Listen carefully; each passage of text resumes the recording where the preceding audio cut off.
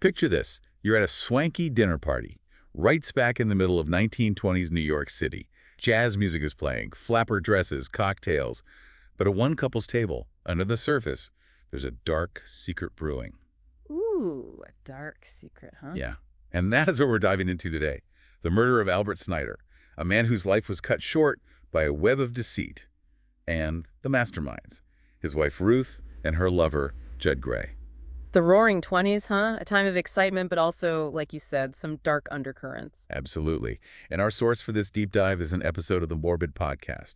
They really untangle the twisted story behind this crime. Sounds juicy. So, start us off. Who are these people? Albert and Ruth Snyder. On the surface, just your average couple, right? But if you look closer, their personalities and desires were totally different. Albert was a simple man, content with routine, loved his work. He was happy with a predictable life. The simple life. Not for everyone, though. What about Ruth? She was a bit different, I imagine. Totally. Ruth was all about excitement, social butterflies, the whole shebang. And she wanted kids, a big family. A quiet life with Albert just wasn't doing it for her. She wanted more, much more. Did they have kids? They did. A daughter named Lorraine. But it sounds like that just made the cracks in their marriage even bigger. The joys of parenthood. Not always so joyful, I guess. Right. Ruth loved being a mom, but Albert, he stayed distant. Even cold towards Lorraine, actually. Oof, that's rough. So the marriage is strained. Ruth's unhappy. What's a woman to do in the 1920s? Divorce, maybe? Not so fast. The podcast really emphasizes this divorce in the 1920s. Especially for a woman, it was incredibly difficult. Societal pressures, legal hurdles, and the fear of being left with nothing. Lots of women stayed in unhappy, even abusive marriages because of that. So she's trapped, stuck in a marriage she doesn't want with a husband she doesn't connect with. That's a recipe for disaster. Exactly. Ruth wanted a divorce, but she needed financial security. And back then, that usually meant staying married, no matter what. Yikes. Okay, so we've got this unhappy wife feeling trapped and yearning for a different life. Enter Judd Gray, right? A traveling corset salesman. Sounds dashing. He does, doesn't he? And just like Ruth, he was unhappy in his own marriage and looking for a little excitement. So they were kind of destined to meet, a match made in, well, maybe not heaven. Right. In the Morbid podcast, they described their first meeting as a chance encounter that turned into a passionate affair. Fast. A passionate affair, huh? So they were discreet, kept it on the down low. Not exactly. The podcast says they weren't hiding it much at all. They were pretty open, almost like they wanted to get caught. Interesting. Maybe a subconscious cry for help? Or maybe they were just so caught up in the moment that they didn't care? Maybe a bit of both. But what's clear is that all that complaining about their spouses, it turned into something darker. They started talking about getting rid of Albert. Whoa, hold on. Getting rid of him. Like, for good. Yep. At first, it was just, wouldn't it be nice if kind of talk. But then they started making real plans. And that's where the life insurance comes in. Ruth pushed for Albert to get a big policy. And even weirder, he agreed to a double indemnity clause. Double the payout if he died accidentally. Double indemnity. Now that's suspicious. Did Albert suspect anything? That's the big question, isn't it? Was he completely oblivious? Or maybe their marriage was so bad he just didn't care anymore. Maybe in some twisted way, he saw it as a way to take care of Ruth financially, even if it meant his own death. Wow. Dark. Okay, so we've got a wife who wants out, a lover willing to play along, and a big life insurance payout as the motive. This is definitely heading towards a tragic ending. It is. But how did they actually do it? How did they pull off the murder? Well, that's a story for the next part of our deep dive. Stay tuned. All right, so the stage is set. We've got an unhappy marriage, a steamy affair, and a big life insurance payout. What happened next? How did they get rid of Albert? Okay, get this. The night of the murder, Ruth and Albert are at a bridge party, a friend's house. A normal Saturday night. Bridge party, eh? Sounds innocent enough. But here's the thing, Judd Gray, he's hiding at their house, waiting. Oh, hold up, wait a minute. So Ruth and Albert are out playing cards, and her lover is just hanging out in their house. That's ballsy. Oh, yeah, it shows how reckless they were. So what happened when they got home? Walk me through it. Okay, so according to Ruth's confession, Albert heads straight to bed.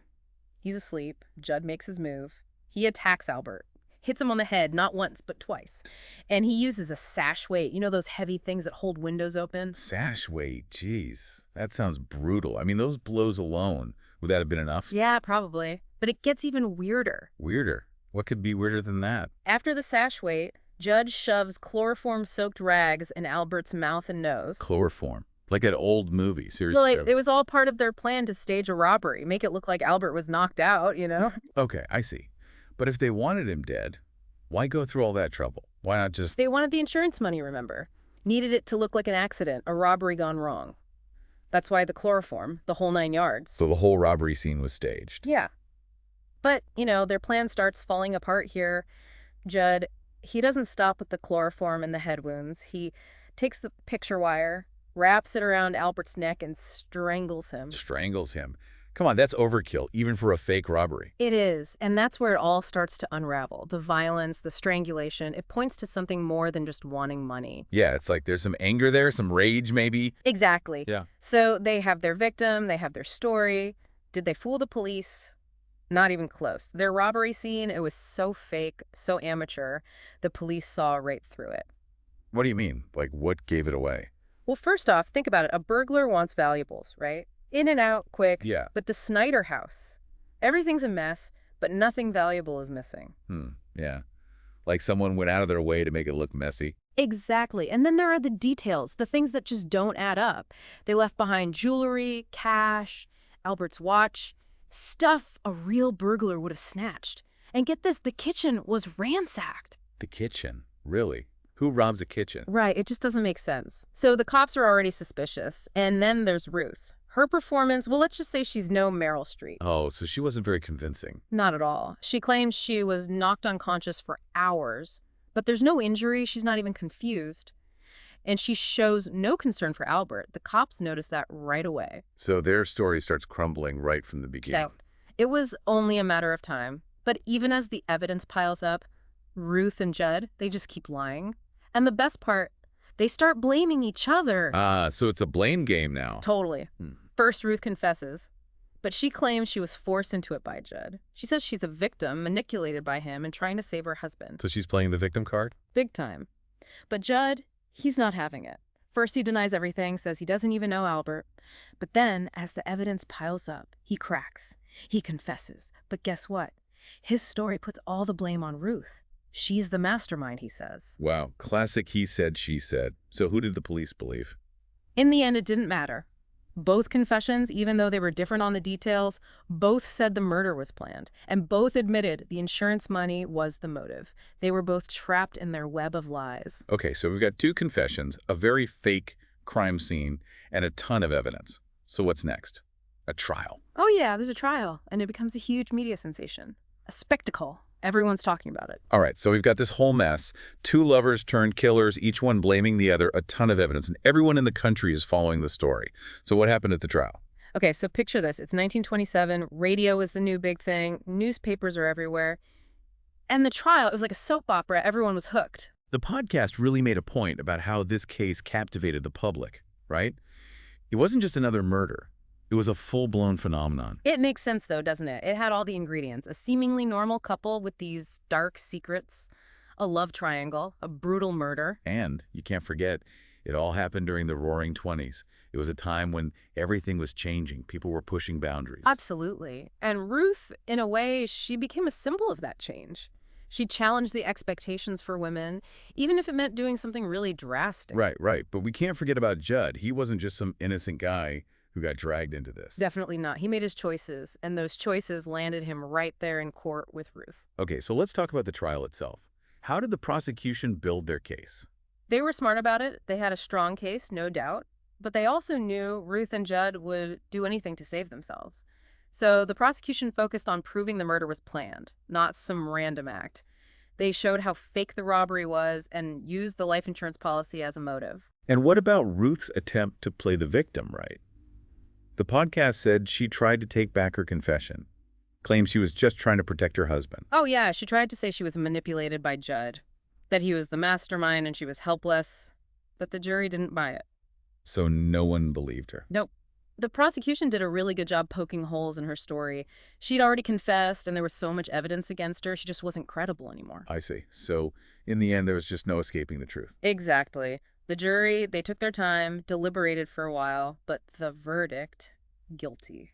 Both Ruth and Judd. Wow. And the sentence? Death.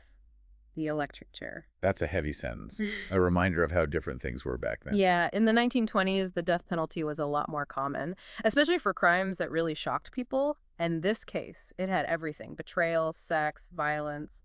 The podcast mentioned a photo of Ruth during her execution. A pretty chilling photo, right? Oh yeah, very chilling. It was taken by a reporter who snuck a camera into the execution chamber. Became an iconic image of the case, a grim reminder of what happened. So we've covered the murder, the trial, the punishment. But almost 100 years later, why do we still care about this story? What makes it so fascinating? It's a story that gets to something deep, something human. Forbidden love, greed, desperation. It makes you think about the dark side of human nature, doesn't it? Yeah, it does. It shows how even seemingly normal people are capable of terrible things. Exactly. It makes you wonder about the secrets people keep, the things they might be hiding. Wow. This deep dive has been quite a journey. A real glimpse into the past and, like you said, a reminder that even ordinary lives can hold some dark secrets. And that's what we want to do with the deep dive, right? Spark some curiosity, get people thinking, maybe even leave them with more questions than answers. So, to our listeners, we encourage you to keep digging into this case. There's so much to learn. Read about it. Think about the psychology of the people involved. It's fascinating stuff. And if you like this deep dive, make sure to subscribe to the deep dive. We've got lots more stories to explore. Until next time, keep questioning, keep exploring, and keep diving deep.